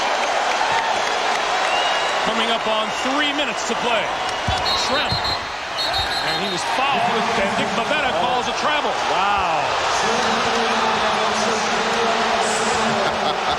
Schrempf runs over and says, you had it the other way. Go over there and tell him you had it the other way. 17 Seattle turnovers tonight. Bevetta's going to take charge here and call the traveling first before Mike Mathis had the foul call. good teamwork by the officials. One of Detlef's biggest moves all night and quickest was to the official. 5-point game. The Jazz still in it, and the Sonics have to stay active at the defensive end, try to be disruptive, and then run out of a miss. Utah just not quick to pass the ball tonight. Brian Russell on the move. The follow is good by Antoine Carr. 85-82 as we come up on 2.5 to play.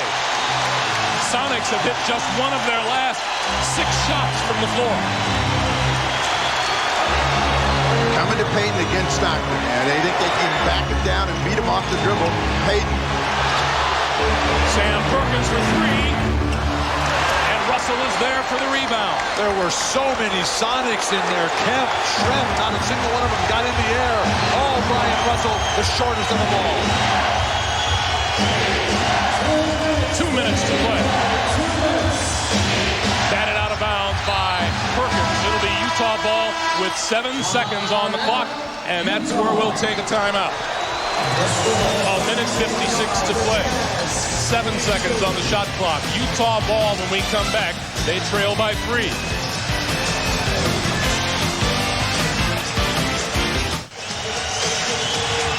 Karl Malone, half of the terrific Hall of Fame duo Malone and John Stockton. The Jazz have never reached the NBA's championship round. They're looking to do it now.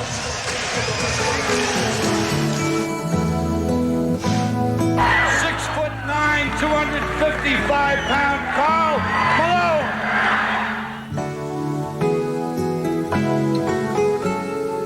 A new NBA assist king, John Stockton.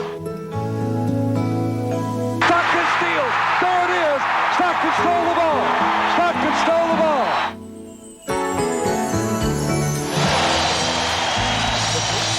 The question is, does this run stop here tonight, or does it continue into the NBA's championship round? 7 seconds on the shot clock. Stockton. Shot clock at 2 on the run. In and out and back in again.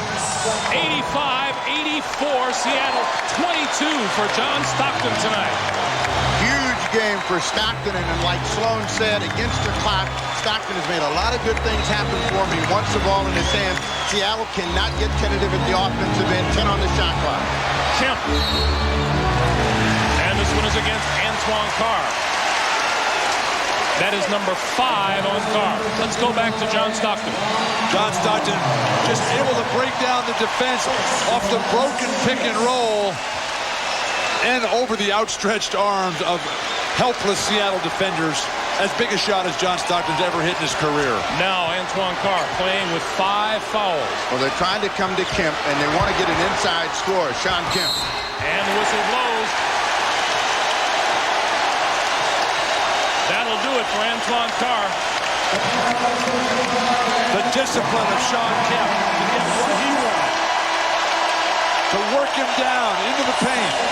Still with no hitch back to that baseline side to set it all up. But clearly Antoine Carr all over the arm. In the last 2 victories for Utah, Carr had 8 points in Game 6, 16 points in Game 5. He finishes up with 4 points and 3 rebounds tonight. He laid his big body out there and banged some people around, made Sean Kemp work a lot harder here in the second half of play. Kemp was nearly perfect in that first half.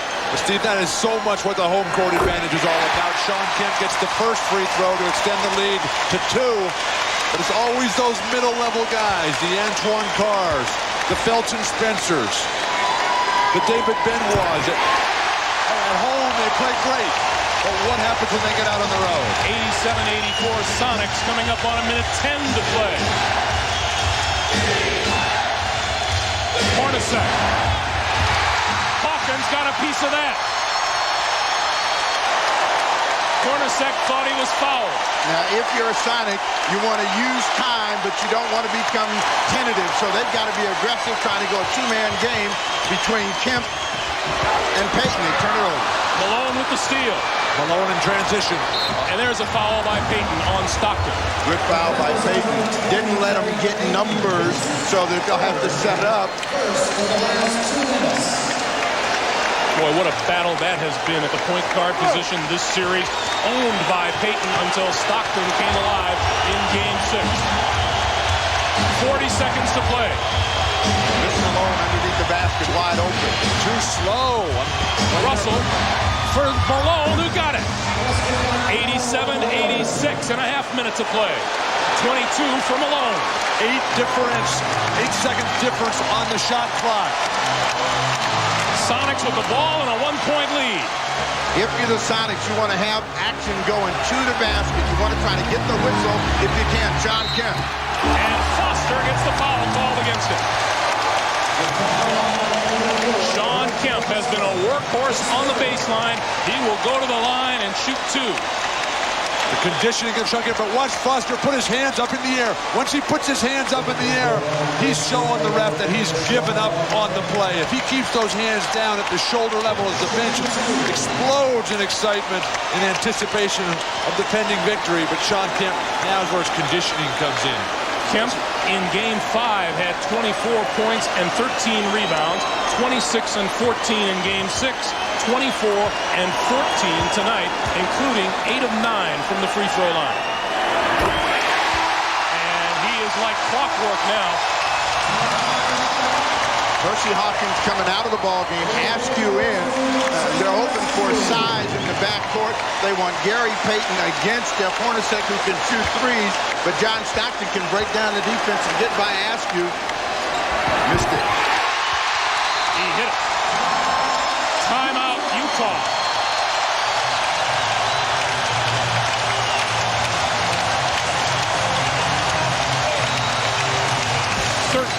.9 to play for the Western Conference title. So many disappointments in the Sonics' recent history can be erased if Seattle can hold on to a lead with 13.9 to play. If you're the Utah Jazz, you got to take the first score available. If you take a three-point shot, you're inviting yourself to be down by 5 or more with clock running against you. Karl Malone, John Stockton, Hornacek, probably the guys who are going to try to get something going real quick, but they got to get the first score and then come back, try to make a steal and foul. I beg to differ. I think they need to go for the 3 right now and make it. They're going to eventually have to make a 3 because Seattle is shooting free throws very well. Malone will inbound. Stockton, Benoit, Russell, all on the floor. Stockton for Malone to the basket, and he'll shoot 2. 8.2 on the game clock. I think Stockton was going to shoot that ball. No, he wasn't. He wanted to draw the defense. They knew that they were going to come to him. What? The little fake, knowing Karl Malone is going to be rolling that big frame to the basket. There was a chance to get a three-point play should that one go in the traditional way, but there's no chance. Karl Malone just 6 of 10 from the line tonight. They have been on him about his free throws the entire series.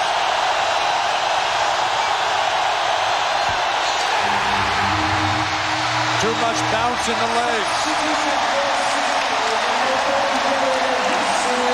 It is loud. And George Karl walks all the way to center court to say, I want a 20-second timeout. And the team huddle is going to take place at midcourt. While they huddle, we'll remind you, Wednesday in prime time, 9 p.m. Eastern, Game 1 of the NBA Finals. The Chicago Bulls host the winner of this one, the Jazz or the Sonics versus the Bulls. The NBA Finals in prime time, Wednesday, 9 p.m. Eastern, here on NBC.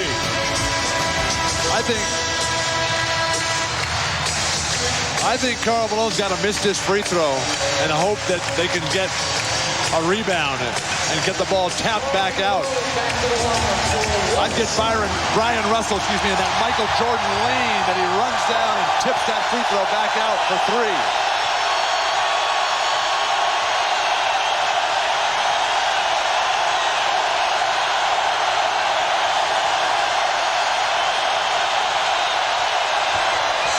them both.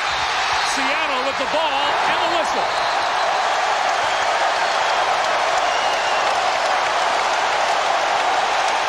George Karl wants to talk to his players on the side.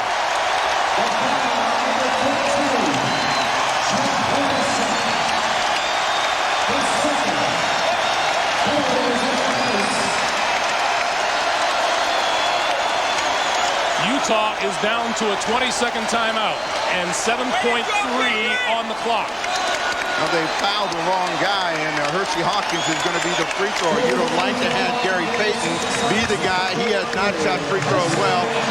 Hershey Hawkins at 90% in the playoffs, and this would be his revenge, a sweet moment to give his team, the fans, the win.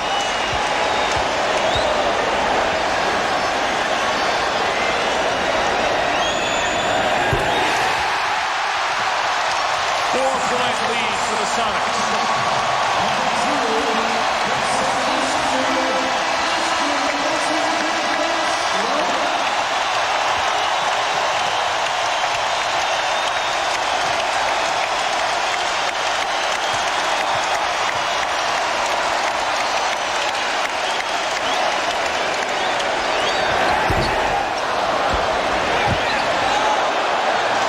Brian Russell for three. The leader, no. Rebound, Seattle, and it's over.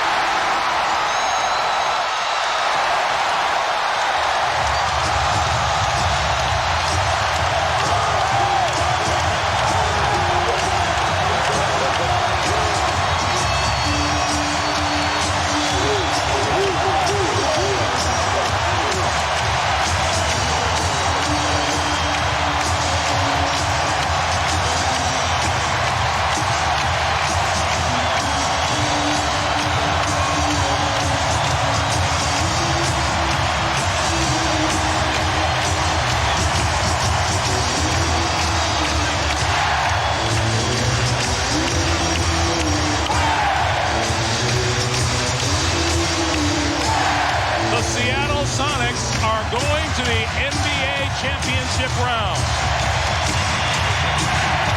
Karl Malone standing by with Ahmad Rashad. Ahmad. All right, thanks, Greg. Karl, a very tough loss here today, but you guys did a lot of things that nobody even expected you to do by even being in this seventh game. Well, it was a tough loss, and obviously I didn't play that well.